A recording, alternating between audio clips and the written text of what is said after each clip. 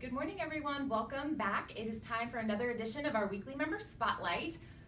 Before we get started, wanted to say thank you to everyone who participated in the 5K for Rent outreach event last week at Friendship Park. Just found out yesterday that we raised over $34,000 for the rent assistance program. So wanted to say a big thank you for everyone who participated in that. All right, and we are ready to get started. Right out of the gate here, we have Mr. Ron Hobson with BRG Apartments, who works at the IT help desk for BRG, our very first IT professional for an interview. So thank you very much, Ron. We appreciate you being here. I'm glad to be here and flattered to be asked. Well, thank you. It was a quick hop, skip, and a jump across from your office to get over here. A lot of heavy traffic coming over. Yeah. Well, we had a rough morning, so I was a little worried. Saw the tornado warnings and whatnot, and I was like, I don't think he'll reschedule since he's in the building, but thank you again for being here. Well, why don't you just take a moment and introduce yourself to everyone who's watching. Tell us who you are, what you do at BRG, and maybe how long you've been in the business. Well, my name's Ron Hobson. I've been in the business about 32 years, roughly. I work for BRG Apartments. I've done a little bit of everything for them in the past, from maintenance, managed, leased, and always had a passion for computers and as a hobby. And when they created this help desk IT position, I got to turn a hobby into a profession. And so now I go from troubleshooting furnaces and air conditioners to troubleshooting computers a little bit and helping our managers and leasing and residents with Rent Cafe platform and Yardi. I was going to ask if you did the hardware or software or both. A little bit of everything. Yeah. We do have an outside contractor for our heavy lifting on the IT stuff, since I have no formal education in it. Okay. Wow, so kind of self-made IT Self-taught. help desk. Well, that helps, and I think it's really interesting that you have the perspective of having been on site, so that when someone calls you and has a need, you understand how important it is to get going again with the technical side of things. Well, how did you get into the business? Actually, I walked out our patio door when right after I graduated high school. I asked the maintenance supervisor there if they needed any help, and I jumped right in as a groundskeeper and slowly worked my way into maintenance. And after about a year or so in maintenance, I realized I didn't have enough knowledge, so I actually left the business to join the Navy. Oh, okay. And to try to get some more education on different things in that trade. Sure. And then eventually wound up back in it. And yeah. Where were you in the Navy? I was on the USS Yosemite. It's basically a destroyer tender, floating maintenance shop out of Mayport, Florida. Wow. And you uh, brought all that knowledge back to BRG? And didn't use any of it. Well, having been in the business for, 32 years or so, I'm sure you've seen your fair share of interesting things, and I don't know, you can share too if you'd like, both on site and in your technical position, but tell us a memorable story. A memorable story that comes to mind was back in about '94. I was in maintenance, I was on call, and it was a freeze week where we were dealing with frozen pipes all week long. And then that Thursday night, I got my page back when we carried pagers instead of cell phones. Right. That was about '94.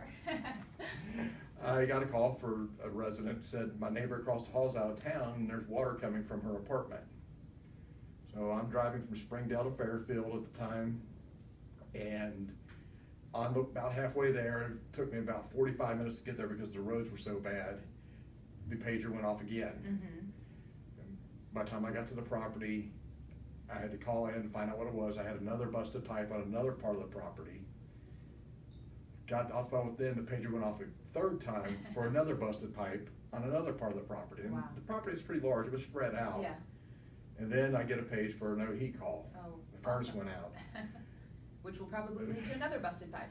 That was one crazy night. I went to go load all the shop vac equipment and everything else, water extraction equipment, before the days of having contractors clean the carpets and extract water. I loaded it into the company truck, and the truck wouldn't start. Oh, wow. So I'm driving all over the property in my small little car with shop vac hanging out the trunk, and extracting water and turning water off, and it ended around 2 or 3 in the morning. And one of the former presidents of the association was my manager at the time. He said, just come on over to my place. Him and his wife put me up and let me use their spare bedroom that night, and they let me sleep in the next day. It was Mark Cameron, one of the former presidents. and well, that was let me sleep in, had donuts and coffee waiting for me, and let me go home. That was a little bit of a silver lining to the end of a rough day. It was a rough week on call. I left, didn't even clock in, and I had 55 hours in for the week. Wow. We call those days comedies of errors. Anything that can go wrong is going to go wrong. And it did.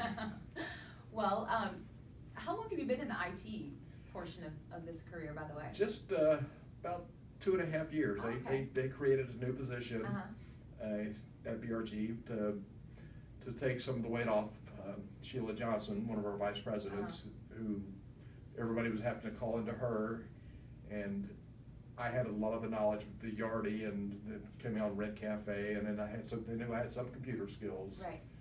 And they said I was considered for the position, and I interviewed for it, and they brought me in from on site. Well, great. Do you miss being out on site? Sometimes, but the Probably irate past residents, winter. I don't miss the irate residents. Right. We don't have irate residents. I don't know. BRG has irate residents? The residents I'm that just don't kidding, care of for course. company policy. There you go. Well, again, been in the business for so long and in some really diverse roles. What kind of advice or perspective would you offer up to the next generation of folks? And if I can just say, I think, again, this is awesome that we have someone who has this maintenance perspective. And so I'd really love to hear you say something about, like, you know, something speaking to the facilities side of our business. Well, my biggest thing is don't let your ego get in your way.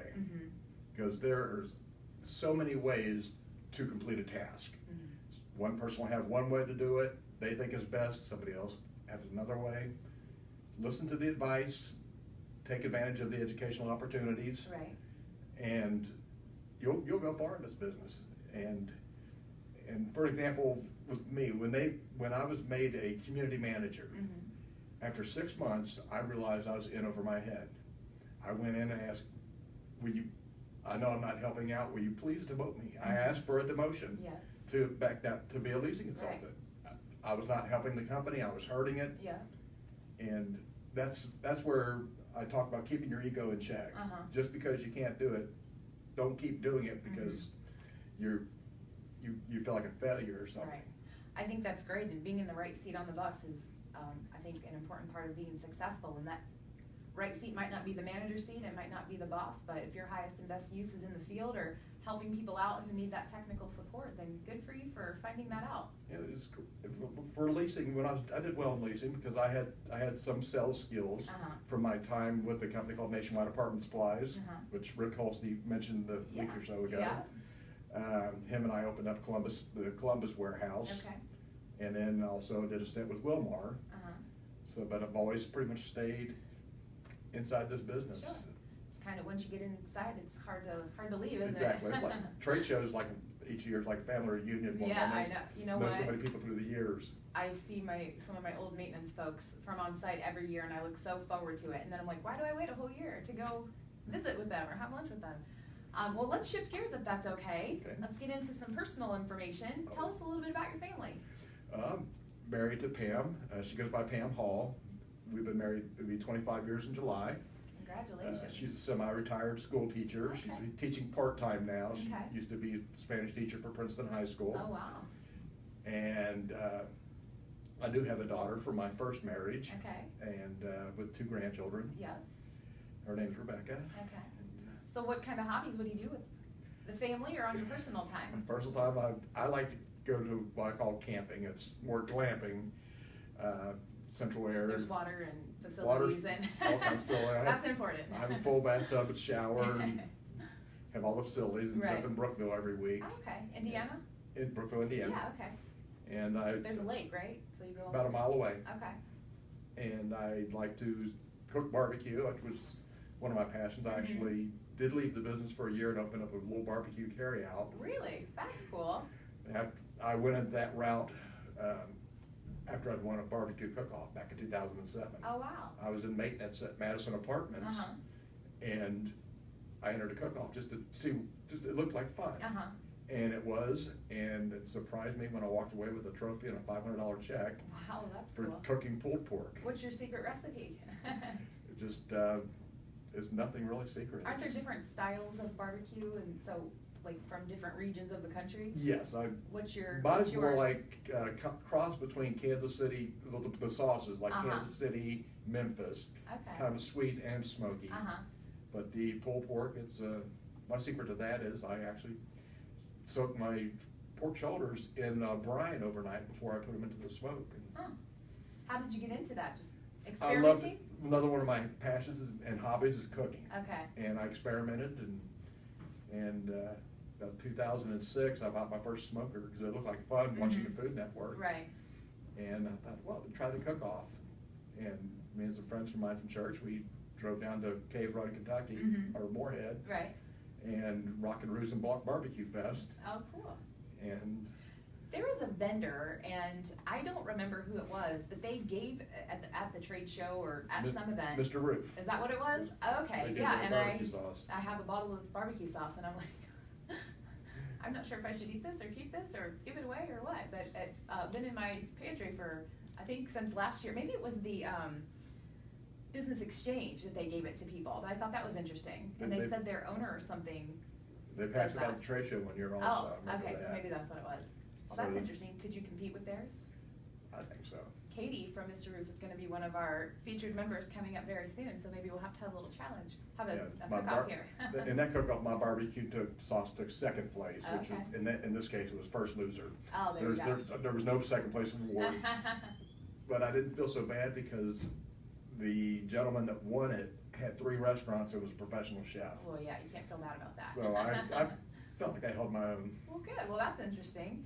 So, if your favorite thing to cook is barbecue, do you have a favorite restaurant around town? Or? My favorite restaurant actually is a little pizza place over in Northern Kentucky called Tom's Papadino's. Okay. There's a child. I grew up in Florence Apartments, not far from there, which now is one of BRG's communities. Oh, that's fun. But I've known the owner since we were children. Okay. And her dad had it before her. My sister worked there in high school, so it's always been my wife and I will drive over across the river and enjoy a Sunday afternoon there and have some great pizza. Oh, that's great. And visit with some old friends. There you go. Well, very cool. So what about pets? Any pets? We do have a dog. At the Hobson household? Dog Chico. Okay. He's about 11 or 12 years old. We adopted him when he was 7. What kind? He's kind of a mutt, but mostly he looks like he's got black lab in him. Okay. And he's getting kind of old. And then we have about a 11-year-old cat that my wife actually rescued out of the middle of Sharon Road. He had been hit by a car, and she was getting ready to go into work. And she's all out there all hunkered down. And she went out, scooped him up, took him over to the emergency vet over on Camper Road, and $1,500 later, he was ours. I'm sure he's giving you $1,500 worth of love.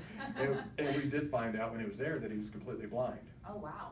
So he has a good time. I nicknamed him. How long ago was it that you rescued him? It was, I think, about 2008, Oh, so 2009. you've had him for quite a while. Wow. And I And the nicknamed cat him and the dog Pinball. get along? Yeah, they chases each other around. Pinball because he bounces off the wall. And my wife doesn't like that, but I like to have fun. That's funny. That's my inner maintenance man that likes to come out and play There every you now and go. then. There you go. Well, what kind of TV or movies do you spend time enjoying? I like watching NCIS. Okay. I've always been a Mark Harmon fan. Yeah. And then I don't watch a whole lot of TV. If I do, it's like maybe Pawn Stars or something. No, Yeah. I don't get into serious dramas. And never been much for that, except for movies. Some movies I do go. Yeah. Like Remember the Titans is one of my favorite movies. Yeah. A lot of that reminds me of my childhood when we lived in Birmingham, Alabama, throughout the late '60s, and I'm going to first grade in Birmingham. Wow. I saw a lot of that stupidity that went on back then. Sure. And it just kind of reminds me of Kind that. of going on right now. I've been reading. That's terrible. Well, sports. What kind of sports do you watch? I like football. I like watching the Bengals. Yeah. And I like getting disappointed in the Bengals. Same. And UK basketball and UK football. Wonderful. I know you've told us a little bit about yourself, but is there any other random detail besides your barbecue? I do have one of these kind of, well, I can put it this way.